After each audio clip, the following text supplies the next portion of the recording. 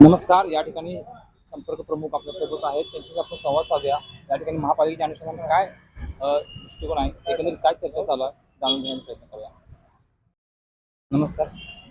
काय एकंदरीत महानगरपालिकेचा रणसंग्राम रंगला आहे, एकंदरीत आता प्रचार शिगेला पोहोचलाय, एकंदरीत काय परिस्थिती आहे, काय सांगा. सोलापूर महापालिकेच्या निवडणुकीमध्ये शिवसेना आणि राष्ट्रवादी अजित पवार पक्ष या पक्षाच्या आपले कार्यकर्ते सगळे एकवटले. भाजपची एकाधिकारशाही, पोलिसांच्या बळाचा वापर, भाजप सोडून ज्या इतर पक्षाचे उमेदवार निवडणूक लढवतात किंवा ज्या वार्डमध्ये भाजप कमकुवत आहे ते त्यांच्या विरोधी पक्ष, भाजप विरोधी पक्षातले जे लोक आहेत त्यांच्यावरती केसेस हे करणं, कोण कर्मचारी असेल, कोण मदतीला असेल, त्याचा नातेवाईक असेल, प्रचंड मोठ्या प्रमाणामध्ये भारतीय जनता पक्षानं मतदारसंघामध्ये दहशत या ठिकाणी निर्माण केले.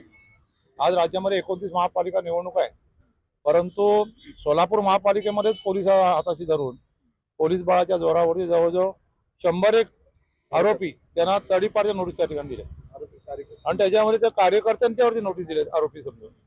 आणि असं कुठल्याही महापालिकेत झालं नाही की मुंबई महापालिका सगळ्यात मोठी आहे, तिच्या जेवढं झालं ना तेवढ्याच पोलीस बळाचा वापर करून या ठिकाणी दहशत केली जाते. परंतु काही जरी केलं तरी जनतेच्या मतदारांच्या मनामध्ये या झुंडशाहीला, दडपशाहीला कंटाळून मतदार हे शिवसेना आणि राष्ट्रवादी पक्षाच्या पाठीशी त्या ठिकाणी उभे राहतील. दोन्ही पक्षाचे नेतृत्व कणकर आहेत, मजबूत आहे. अजित पवार गट. एकंदरीत तुम्ही सध्या या सर्व प्रभागामध्ये वातावरण काय जवळजवळ शिवसेना आणि अजित पवार राष्ट्रवादी गट जवळजवळ सत्तेच्या पर्यंत आपण त्या ठिकाणी जाऊ असा कल मतदारांचा त्या ठिकाणी दिसतो. मतदारांना आव्हान काय?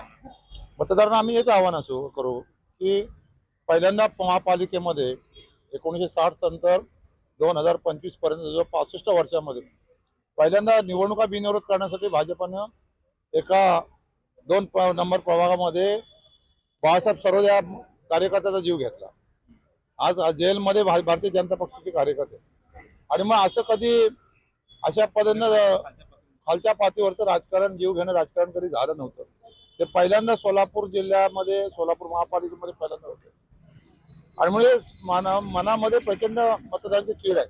ती चीड आणि राग 100% मतदार व्यक्त करतील आणि शिवसेना आणि राष्ट्रवादी पक्षाला सत्तेपर्यंत त्या ठिकाणी पोहोचवतील. परिवर्तन 100%. राष्ट्रपतींचे संपर्क प्रमुख होते, आपले संवाद साधला. या ठिकाणी परिवर्तन होईल अशा पद्धतीने आश्वासित केले. मतदार त्यांचा कल बदलला. तर सेना प्रमुख अपंगराव साहेब देखील आपल्या सोबत आहेत, त्यांचे संवाद साधूया. काय एकंदरीत परिस्थिती आहे जाणून घ्या. काय सांगाल, एकंदरीत महाराष्ट्र संग्राम रंगला आहे, काही दिवसात आता मतदान होणार आहे, प्रचार शिकेल्याबद्दल काय सांगाल. सोलापूर जिल्ह्यातल्या नागरिकांनी, मतदारांनी जाणून घेतलेलं आहे, भारतीय जनता पक्ष हा लबाड पक्ष आहे. 15 लाख रुपये खात्यावर टाकतो म्हणले, दिले नाही. 2 कोटी लोकांना नोकऱ्या वर्षाला लावल्या नाही. महागाई कमी नाही. आणि ही लबाडी 10-15 वर्ष झाले. तिथं लबाडी अजून केली की 1200 अर्ज आमच्याकडे आहेत. ठोकलं पालकमंत्र्यांनी, हे 1200 अर्ज आहेत. पण 1200 अर्ज नंतर त्यांचे फक्त निष्ठावंत 10 ते 15 लोकांना उमेदवारी दिली. बाकी सगळीकडे परडी घेऊन फिराले. शिवसेनेची लोक आमचे घेऊन, राष्ट्रवादीचे लोक, काँग्रेसचे लोक, आणि निष्ठावंताला वाऱ्यावर सोडले. या सोलापूर शहरातला मतदारसंघ गेल्या 10-9 वर्षामध्ये तुम्ही 2 टाइम पाणी प्यायला देऊ शकला नाही. तुम्ही या रस्ता धूळमुक्त करू शकला नाही. अनेक विकासाचे मुद्दे असताना देखील 10 वर्षामध्ये तुम्हाला करता आलं नाही. म्हणून आज शिवसेना राष्ट्रवादी युती ही नगरपालिकेमध्ये भगवा फडकल्याशिवाय, सत्ता निर्माण केल्याशिवाय राहणार नाही. परिवर्तन होणार, 100% होणार. मतदारांना आव्हान काय करणार आहे. मतदारांना ज्या वेळेला या भगवा झेंडा महानगरपालिका फडकल्यानंतर 1 महिन्यामध्ये 2 टाइम पाणी, 1 महिना ते 1.5 महिन्यामध्ये या जनतेला 2 टाइम पाणी मिळेल अशी व्यवस्था महाराष्ट्र राज्य सरकार महापालिकेच्या माध्यमातून केली जाईल. सुंदर स्मार्ट सिटीच्या नावाखाली लोकांची दिशाभूल केली. पण स्मार्ट सिटी कशी असते? स्मार्ट सिटी झोपडपट्टी झाली पाहिजे. स्मार्ट सिटी विभागात सगळ्याकडे विभाग झाले पाहिजे. नाना पार्क झाला पाहिजे. आणि अनेक योजना आहेत.